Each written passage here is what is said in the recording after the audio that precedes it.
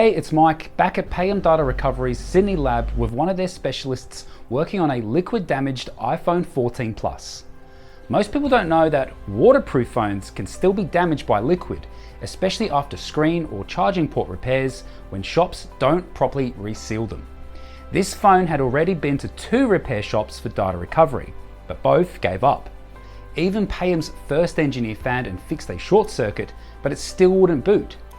I watched the specialist connect it to a DC power supply to monitor current draw. The readings revealed the storage chip wasn't getting correct power, or the data connections were compromised. He traced every power line to the NAND storage chip, and it was all fine. Then he tested the data lines carrying information between storage and processor. Bingo! One critical data line was completely dead. Suspecting water damage caused corrosion under the NAND chip itself, he carefully removed it.